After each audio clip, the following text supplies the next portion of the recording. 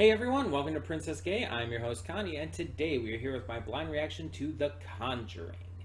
This is a donation reward for Sweet Venom, so thanks as always, Venom. And yeah, this is the first of a pretty notable horror franchise of the modern era. So quick little anecdote here.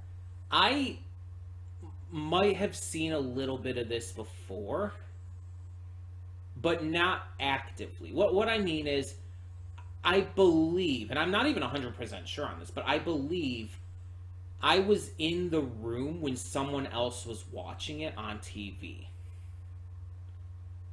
I was not watching it. I was either playing my games or I was doing something on the computer myself. I might have glanced over at it a couple times, and I knew what it was that was being watched, but I personally was not watching it. So while I might have seen some stuff, honestly, I don't remember anything. And on top of that, just in general, like, I wasn't paying attention anyways. So even if there was a little thing, it's like it'd be so out of context, it's practically still blind. Now, as for anything past this, any of the spin-offs or sequels or anything, I have not seen, to my knowledge, at all. Unless the one that was being watched and everything was one of the sequels. I don't know. I think it was the original, though. So this is still going to be pretty much completely blind for me. I don't really know anything about this franchise. I know that there are spin-offs that include Annabelle and the Nun. And the Nun is like some kind of demon spirit or something. I don't know. I don't know a lot about this kind of stuff. And Annabelle's like a possessed doll, I think. But I don't actually know like any of the actual like real information or anything. I just know that there's those. There's a couple sequels already out, and I think there's some other sequel or spin-off coming sometime soon. I don't know. Again, I'm not super familiar with this like I am with other horror franchises, so this is going to be an interesting one for me.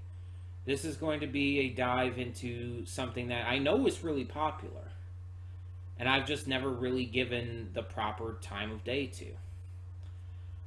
So if you're wondering about the lighting and everything in here, we've been having storms all day. This is not just for atmosphere. We've been having storms all day, and it's extremely dark outside right now, like heavy cloud cover. Even though it's only 1:50 p.m. right now. And so I have my ring light on. You can even see it in the corner over here. I hate trying to point to stuff when my camera's inverted. The corner over here. It's always confusing to try and do that.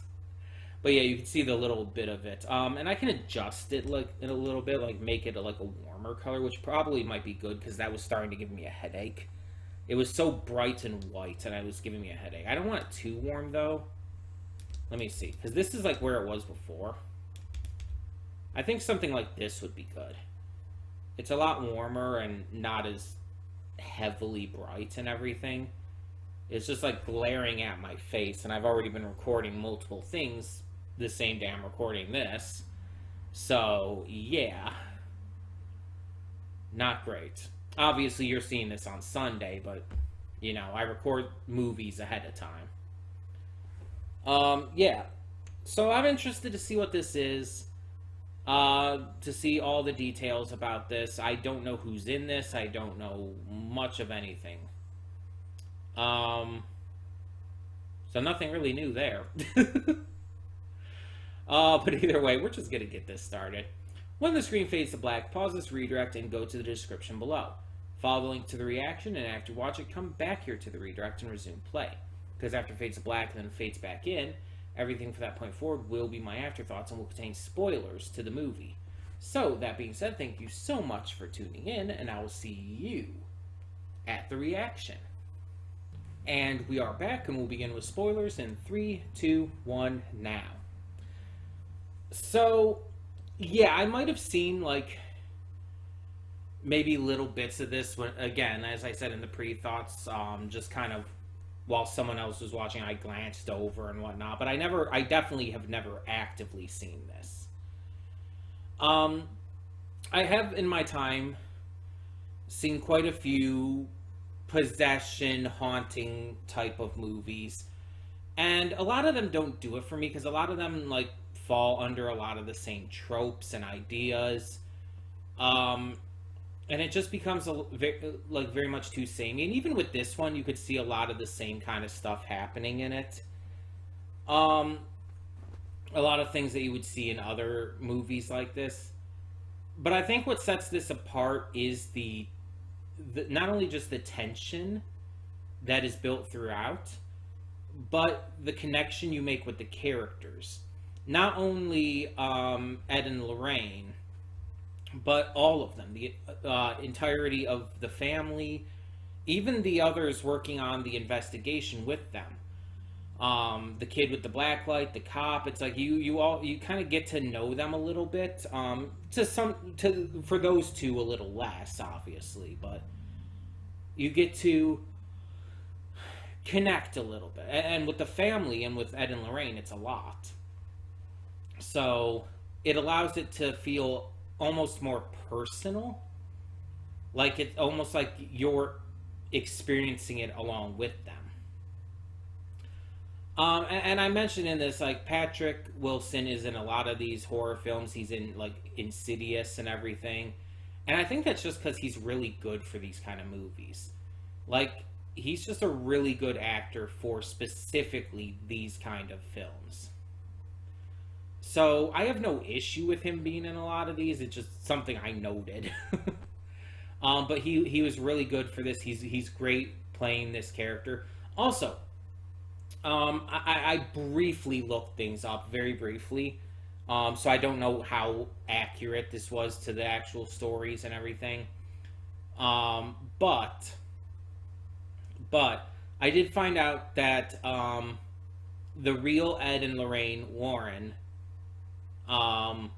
they were known for a bunch of different like cases and jobs that they took on. And one of the more famous ones besides this was also made into a movie called the Amityville Horror. One of the big ones for sure. I would not have guessed that it was the same people like that inspired both of these films. That's really interesting.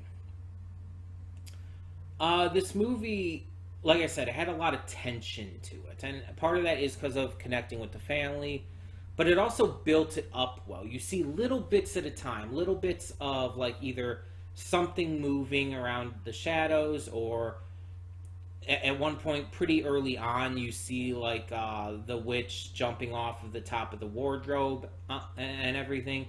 It's like you get little bits here and there, and then by the end, by the climax, it obviously all just explodes. Everything is just like hitting at once. You have the possession, you have things being thrown and shaken, you have all of this shit going on at once. It's a culmination of everything that came before. And I think that's really well done.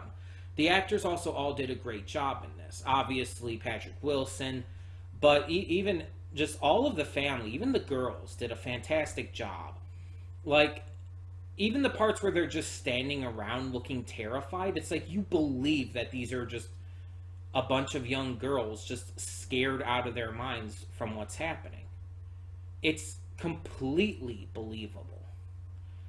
The way that Lorraine and the wife of the family acts and everything in regards to this scary shit going down, the way the father acts and reacts around everything, it all makes sense. Nothing feels out of place. Nothing feels too corny or cheesy. It feels pretty like genuine. There were definitely some jump scares in this, and I'm not one of those people who hates on jump scares and sees those as cheap and everything. I think jump scares are a valid form of scares for horror films. Um, I do agree that if they're overused, they can become a little bit annoying. But this film, I don't think just relies on that. There are a couple moments with jump scares, but a lot of it is the built up tension. Hell, one of the jump scares that got me wasn't even because of the scare itself, but literally because of my own action. Like I was literally like I was like telling her to do the clap thing, and like right when I did that clap, it like the pictures fell and all that like cacophony of noise hit, and it's like it just because it was at that exact moment that I clapped my hands, I just like I jumped. I was like, shit. Don't do that to me. Um, so that was more my fault than anything. Um, the story, the lore behind the evil spirit and everything, being this satanic witch who basically just went fucking crazy one day and cursed anyone who would come to own the land and live on the land and everything in the future to, you know, have this kind of possession and haunting happen to them. It's like it was pretty generic if we're being honest. Like, oh, of course it's a satanic witch and all. Um, but you know, I mean, it works. It's not bad. It's just a little generic. Um, there were no actual deaths that we saw. Like none of our characters actually died. And a lot of these possession haunting movies, that's not really a thing that they're going for. It's not like it's not like a slasher film where a bunch of the characters are going to die, or a monster movie where you're going to see characters die. I'm not talking like kaiju film. I'm talking like a supernatural horror monster. It's not like that, so I'm not like upset that characters didn't die. I really didn't expect many of them to. But as I was saying in the film, it's like during the reaction, it's like if anyone is gonna die, it's probably gonna be the cop. Like just because he's kind of that idiot character who's just kind of like wavering around, not really helping, not really being of any real use. But he ended up actually being of some real use in the end, so hey, I will give him credit for that. Um, the the part where it's like where Ed had to perform the exorcism himself, it's like that was easy to see coming. It's like that was set up throughout the film with like mentioning that oh he's not qualified to do it, and it's very dangerous to do an exorcism and everything, and it's like it's made very clear that he could do it, he shouldn't do it though, and so it's like obvious that that's going to end up happening. He's going to do it. It's going to be very dangerous. It's going to result in some crazy shit, but he's going to do it. So it's like even with like the idea that oh yeah they'd probably get approved for an exorcism by the Vatican and everything, it's like I didn't expect a priest to actually be introduced at that point and be the one to do the exorcism. Um, yeah, there was a lot of great shots in this film, a lot of great just visual moments. Like even like there's this one shot where they're like they're all looking and interacting around one way, then the camera kind of pans over to the hallway and you see the girl walk past slowly. I love those shots. I've seen that shot in various things. It was even in the video game Until Dawn, which if you haven't played or seen someone play Until Dawn, you definitely should. It's really good. It's based off of like old 80s teen horror films, and it's really good. But it has a shot like that right in the game, and it's so effective. It's so good. It's so delightful. I love it. um, but yeah, I really enjoyed this. I thought this was a fantastic time. It wasn't like the best horror movie I've seen. Um, I don't know off the top of my head where I would rank it, but it's not like anything with like close to like Scream or Terrifier or anything like that for me. Um, but I enjoyed it. I don't know what the rest of the movies in this franchise are like comparatively. I don't know if like Patrick Wilson returns for any of them or any of the other actors who are in this one. I don't know like how connected they are. I just know that in one of them, like one of them is a spin-off centering around Annabelle, who we only like get a brief little touch on here. And then one of them is about the nun, who wasn't even shown in this one, so there's a spin-off one of the nun, so I assume that the nun is going to appear in maybe the second or third one or something like that, and then get her own spin-off and everything after that. There's a lot I'm genuinely curious about with this franchise and to see how it goes. Um, but yeah, for the time being, tell me in the comments below, what did you think of The Conjuring?